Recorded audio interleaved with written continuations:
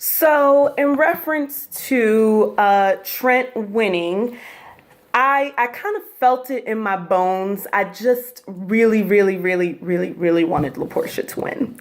I really did. I think that it would have come full circle. A girl winning the first season, a girl winning the last season, but not just because she's a female, but because she has slayed it and been so consistent throughout this entire process. And on a season where, they totally kind of shortchanged the contestants and, double eliminations and not really showing the contestants a lot of love and rushing through the season. She was able to rise to the occasion, get so much buzz, and everybody loved her.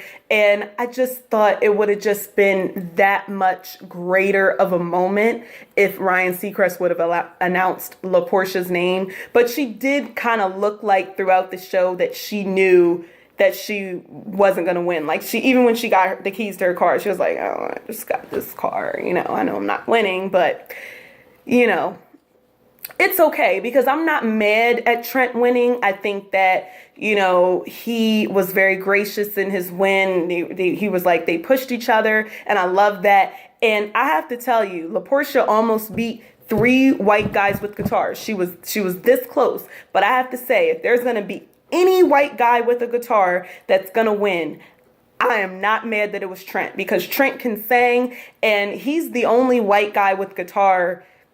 And people will probably argue with this because of maybe like David Cook and maybe Chris Allen, but he's the only soulful one. Like, let's be real. He's the only one who really, like, for lack of a better word, can sang.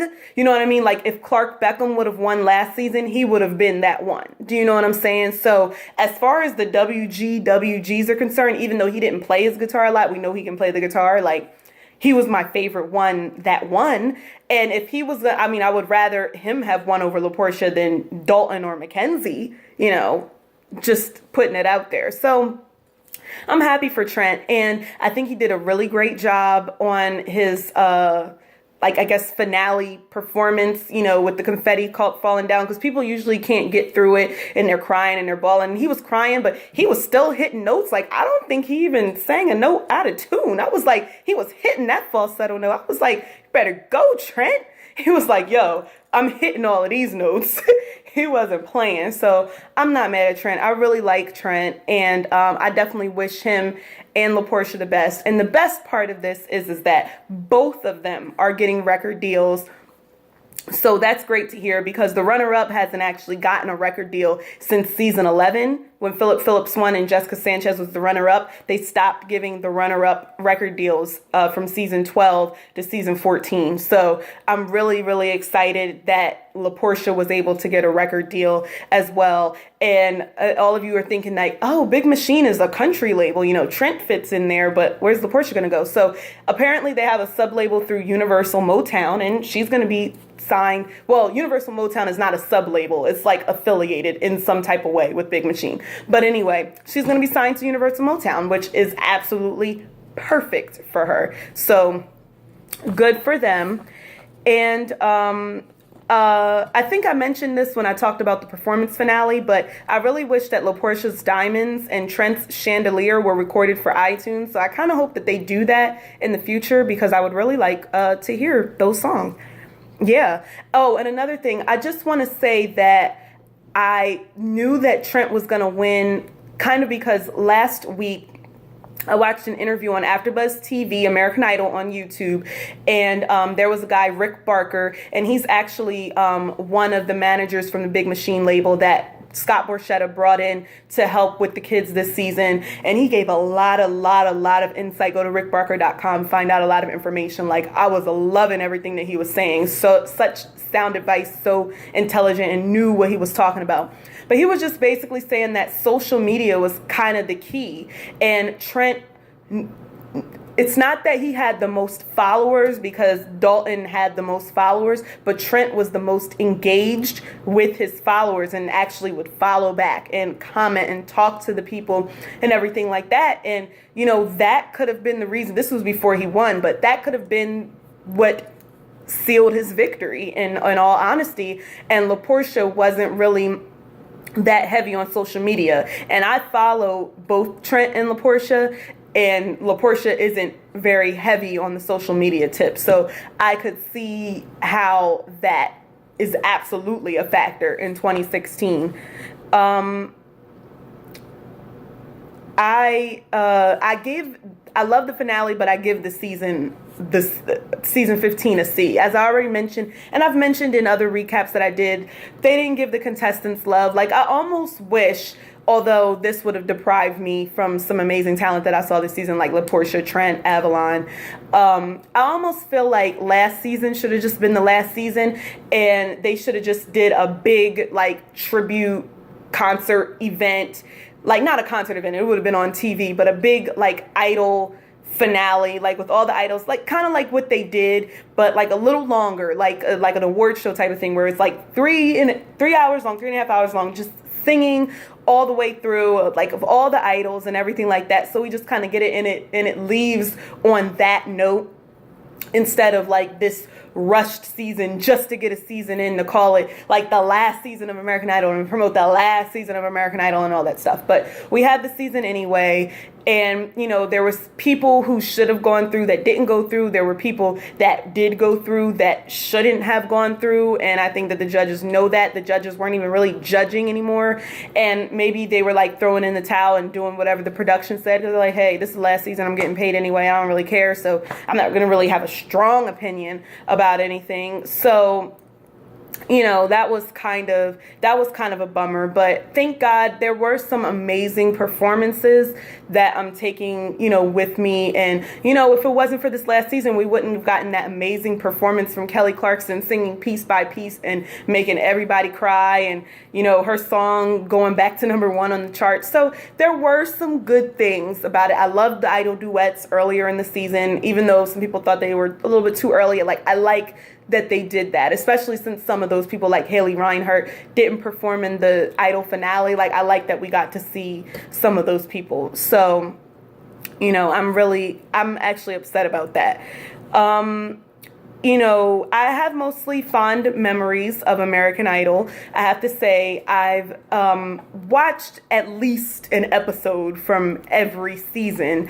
I started watching a lot in the beginning, like, obviously, like, the first 6 seasons I really watched. And then seasons 7, 8, and 9, I didn't really watch that much, and I don't think I watched season 10 until, like, the top 24 maybe, which is usually when I would jump into watching American Idol, because I was one of those people who hated the audition rounds, and I didn't feel like watching the bad people, which a lot of people are the opposite and love watching audition rounds but didn't like to watch anything else because they like to hear people sing badly. I don't know why people like that, but it gets old after a while. But like I said before, season 11 is what got me back in full Idol fanatic mode. And there is a specific contestant, and I just want to say this because this contestant got me watching American Idol faithfully from that point on. And I was, like, obsessed with American Idol from then on out. And I remember all of the contestants from the, like, every, like, top 10 or 12 from seasons 11 to season 15. Like, I know everybody's names. And the contestant specifically that got me on that bandwagon in season 11 was DeAndre Brackensick. And it was at the Green Mile, and he was singing This Woman's Work by Maxwell. He was singing Maxwell's version. Yes, I know the original is by Kate Bush, but he was singing Maxwell's version. And that was the moment where I was like, oh my God, I love him. I'm watching this show for him. And then all of a sudden I discovered Jessica Sanchez. I discovered Joshua Ledette. I discovered Elise Testone. Like, you know, all of these people that were so amazing. It was so many amazing singers in season 11. It just got me back on there. And then I stumbled upon an interview, because I told you I was obsessed with DeAndre Brackensick. And I stumbled upon an interview that he did after he got voted off the show, and it was a TV Line interview with Michael Slezak, because I didn't even know Reality Check, Idology, or whatever. I didn't even know that existed at that point. I was just loving that season or whatever. So I got turned on to that, and I watched the interview, and I was like, okay, he has other videos, and I'm like, oh, he's like recapping the show, and I'm like, oh, this is funny. I was like, oh, there's Melinda Doolittle. I know her. So that's how I started getting into watching Reality Check. 4 years ago. So, little piece of history of, my whole thing about American Idol. But back in the day, I used to have it on VHS. I think like season 5, I had a couple of episodes on VHS. Like I remember me and my mom, we used to rate them. I think that was like season 6 and season 5 and stuff. I mean, she's long been over American Idol, but I stayed on the train and I became even more obsessed with it and reading all these recaps. And then I think it was season 13 that I discovered MJS Big Blog, the season that Caleb won. So I was like, I love the blogs because there's nobody else that I know that loves American Idol as much as I do. So who am I going to talk to about American Idol when I'm the only person that loves it this much? I go on the internet and I go on the blogs. I read the recaps. I comment and I live blog with everybody else. I watch Reality Check. Like that is fun for me. And it made me get into the show more. It made me love the show more. And, as much as I love The Voice and I love watching The Voice and it's amazing talent on The Voice, typically every season, it will never have the impact on me like American Idol did. I'm a little bitter because I've auditioned for Idol quite a few times and I was never able to, make it on the show. The only time that I actually even made it past the first stadium round auditions was the very first time I auditioned back in 2007. So a little bitter about that, but I'm over it. And, I hear a lot of things about the potential revamping of Idol. I definitely think that it's probably going to happen. I just think that, it was a great platform, and some people may think it's corny. Some people may think it's cheesy. Some people may think like, oh, there's no stars coming from anymore. That's because people aren't putting the money and promotion behind these people. Like if Candace Glover would have won in season 3 like Fantasia did instead of season 12 like she did, she would be a bigger success. This is true because back 10, 12 years ago, they cared more about their winners than they do now.